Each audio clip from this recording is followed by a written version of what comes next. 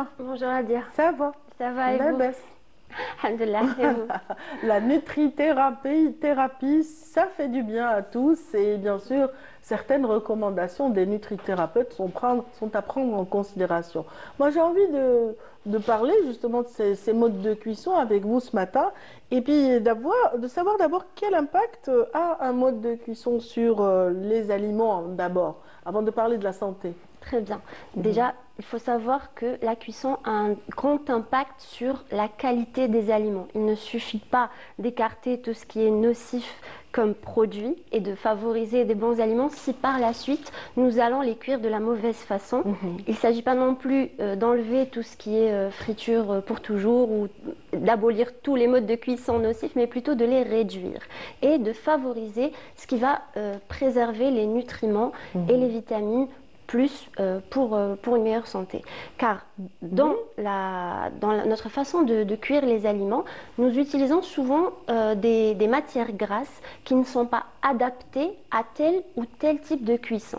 Par exemple, l'huile de tournesol, qui est très souvent utilisée pour les fritures, est une huile qui a un bas point de fumée. C'est-à-dire que à peine elle commence à chauffer, elle devient toxique, Mhm. alors qu'on l'utilise pour frire des aliments et donc on utilise une très haute température pour cette huile-là qui n'est absolument pas adaptée pour ça. Donc il s'agit déjà de réduire l'utilisation des huiles végétales et d'essayer pas pour la friture, mais pour la cuisson de façon générale, de favoriser plus des graisses d'origine animale comme du beurre clarifié ou des huiles qui sont peut-être qui ont un point de fumée qui est plus haut que celui de l'huile de tournesol par exemple. Par Comme exemple, on peut avoir un exemple d'huile de substitution? l'huile, par exemple, l'huile de coco et Hmm. d'olive ont une meilleure réaction à la cuisson. Par Action. contre, D'accord. ça reste quand même beaucoup moins sain que le beurre ou les graisses d'origine animale. D'accord. Voilà. Très bien. Donc déjà, il faut choisir les bonnes matières grasses car ça a un impact sur la qualité des aliments. Il y a aussi des façons, des types de cuisson. Par exemple, quand on utilise des barbecues horizontaux, les graisses, les petites gouttelettes de viande qui vont tomber sur le feu vont se transformer en une matière qui est assez toxique. C'est un type Mhm. d'hydrocarbures, les HAP, et qui sont nocifs pour la santé. Ça va se transformer en vapeur qui va se redéposer sur les aliments, sur la viande ou les aliments qu'on va cuire, et ça a un effet cancérigène, ça a un effet dégradant sur les cellules, et c'est pas ce qu'on veut. Il y a des alternatives, nous allons voir ça par la suite. Il y a aussi les matériaux qu'on utilise, les matériaux, les ustensiles de cuisine que l'on utilise, les marmites, les revêtements anti-adhésifs que l'on utilise, comme le téflon, qui ont un effet aussi nocif et nous verrons par la suite les Très bien. alternatives. Le mot nocif est revenu très souvent dans Exactement. voilà, dans votre première intervention. Donc, on va parler justement des alternatives à cette nocivité. Par exemple, quand vous avez maintenant des barbecues qui sont verticaux.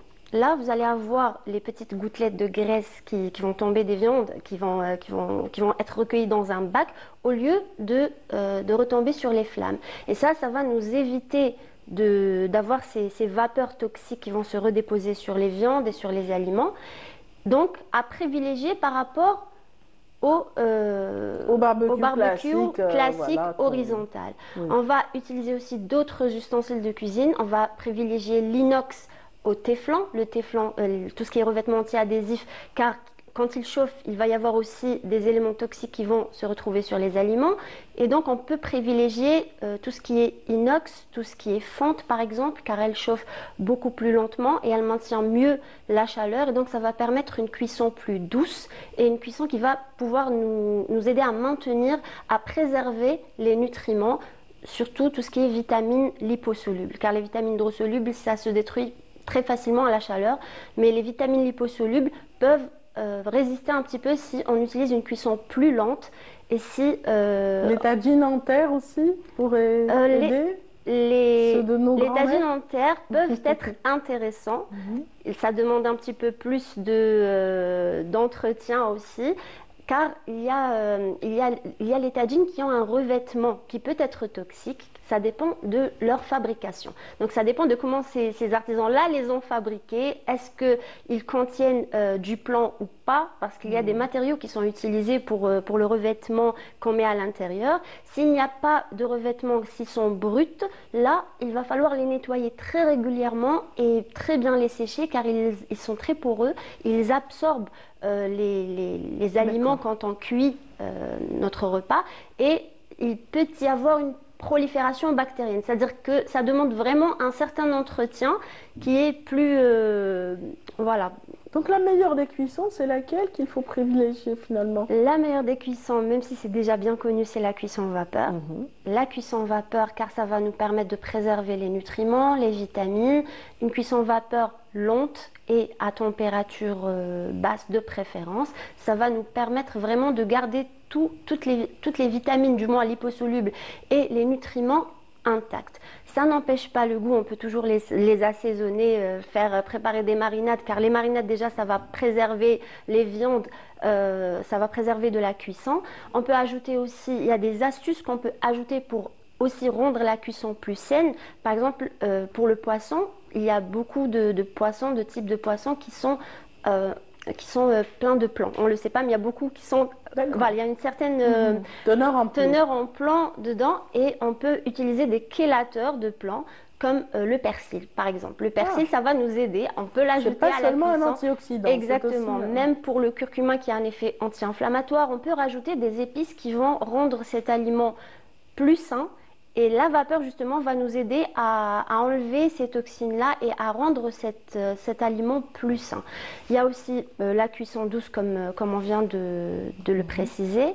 Et tout ce qui est viande, éviter que ce soit trop cuit, éviter que ce soit grillé, essayer de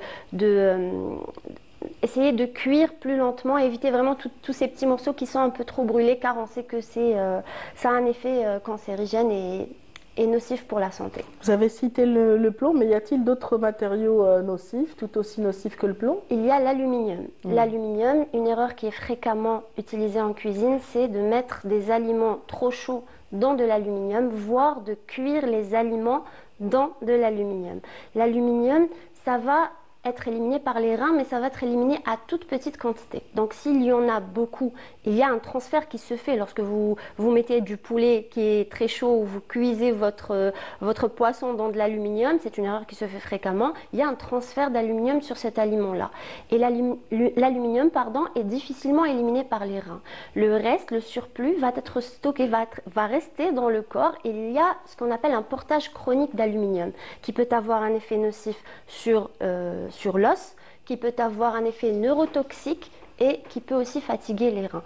Pour ça, donc, on doit éviter ce type de cuisson, ce type d'erreur qui est utilisé. On peut mettre du cellophane, mettre quelque chose, un papier cuisson pour éviter que l'aluminium se dépose sur ces aliments-là.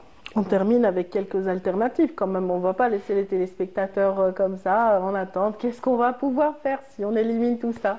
Allez. Si on élimine tout ça, mots. Tout simplement, il faut juste diminuer. On ne peut pas éliminer complètement tel ou tel type de cuisson. On va essayer de diversifier les modes de cuisson. On va essayer d'aller plus vers la cuisson vapeur. On va essayer de remplacer toutes les matières grasses végétales en cuisson, je dis bien en cuisson, peut-être pas en friture, en cuisson par des matières d'origine animale, comme du beurre clarifié, comme je vous l'ai dit déjà précédemment. On va essayer d'investir si on fait du barbecue régulièrement, on va essayer d'investir dans un barbecue vertical et non pas un barbecue horizontal pour éviter tous ces HAP, tous ces hydrocarbures qui vont se redéposer sur la viande et qui vont finir dans notre assiette.